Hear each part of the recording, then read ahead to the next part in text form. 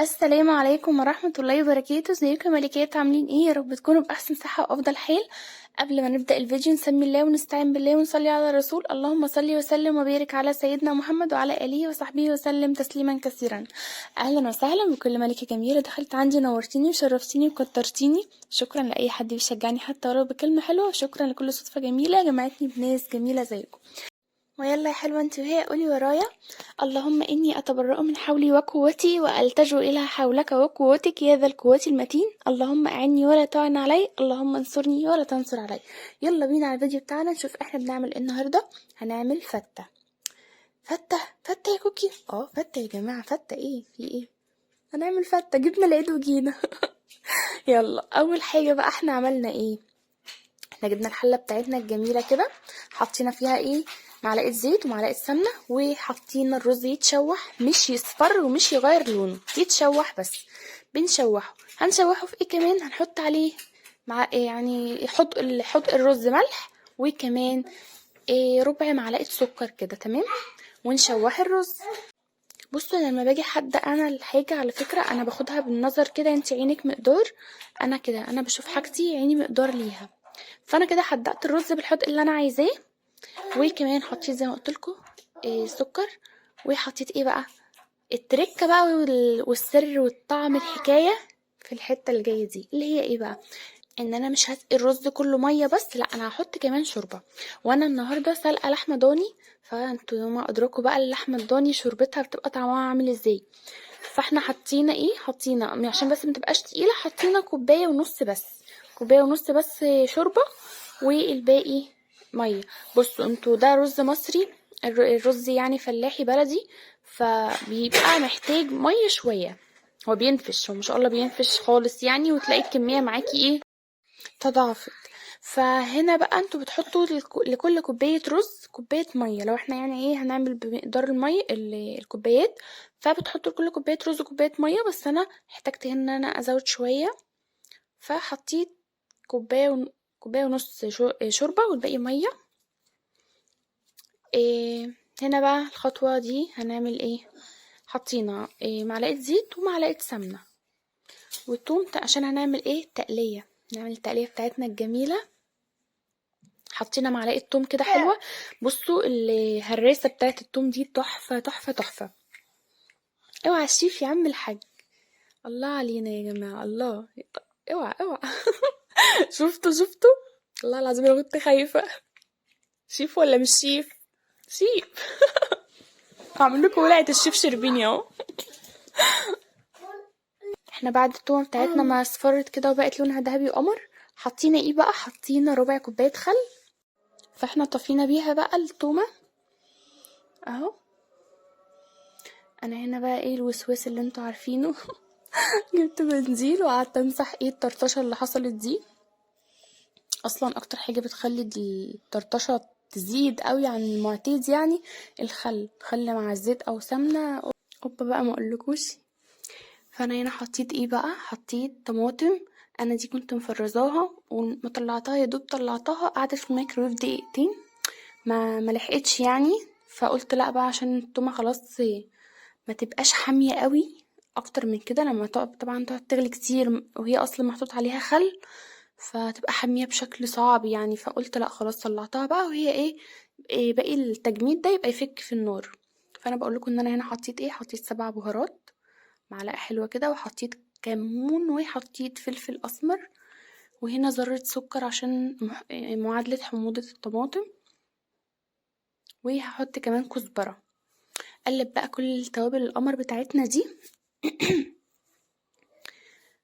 قلبهم على بعض كده، وهنملح بقى. ما تنسوش دايما لما يبقى فيه طماطم وكمان توم وكمان خل لازم تحطوا السكر.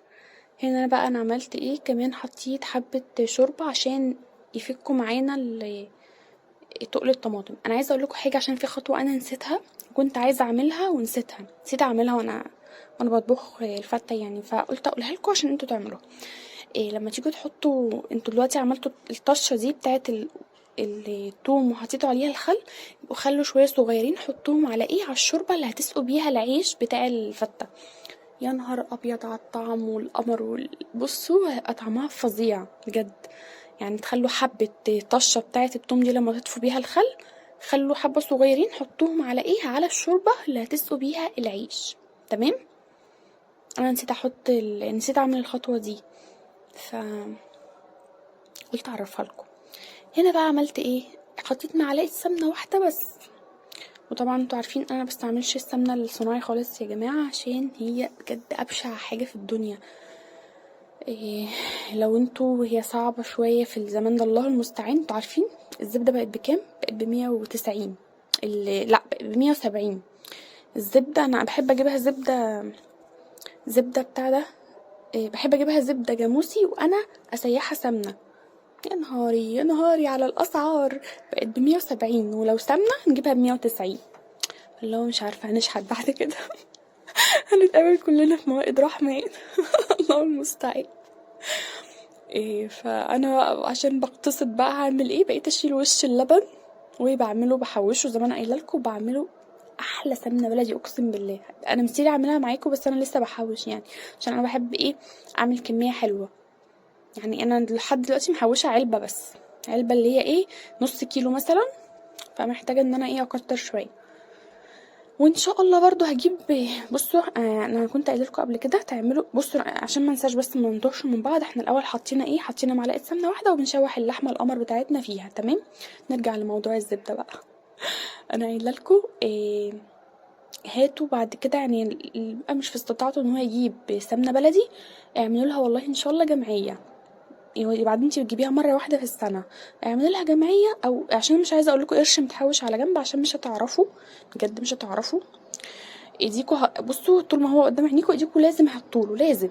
انما الجمعيه انت ملزومه ان انت تروحي تدفعيها غصب عنك، ملزومه ان انت تعيني لها قرش. ف يعني من ضمن، مش هتخلوها طبعا الجمعيه اساسي للزبده بس، يعني تفرج عليكم برضه في حاجات كتير ان شاء الله. بجد والله عشان تاكلوا عيالكم حاجات صحيه. انما السمنه الصناعي دي وغاليه، يعني المشكله ان هي غاليه وعلى الفاضي مفيهاش اي استفاده. الله المستعان، ربنا يرزقنا ويرزقك ويرزق الجميع يا رب. فهنا بقى ايه، نرجع بقى للفتة بتاعتنا. عملت ايه، ده عيش طبعا عشان انا عامله لحمه ضاني فشربتها تقيله، فانا ما عملتش انا في العادي بحمص العيش في زبده كده، بس انا ما حطيتش دلوقتي، ما حمصتوش في زبده، انا حطيته في الصينيه دي ودخلته في الفرن. تمام. بس بعد ما دخل الفرن طلع لي قمر كده، قمر. طلع لي ناشف وحلو كده. فحطيته اهو، حطيت عليه الرز بتاعنا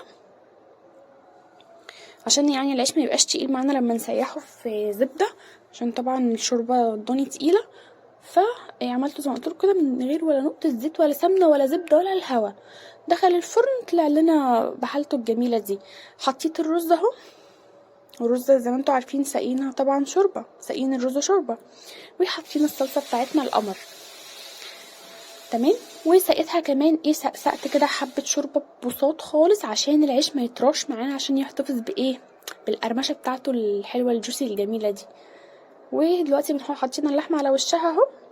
يا نهار ابيض، دمار الدمار يا جماعه، اقسم بالله حته طبق يرقدكم في السرير شهر.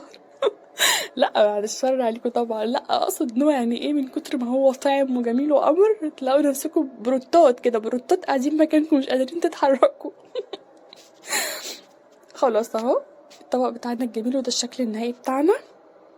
جربوه بطريقتي بجد هيلكمكوا لكمه ما اقولكوش. لا ان شاء الله هيعجبكم جدا، بجد تحفه والله، خطير. مع السلامه.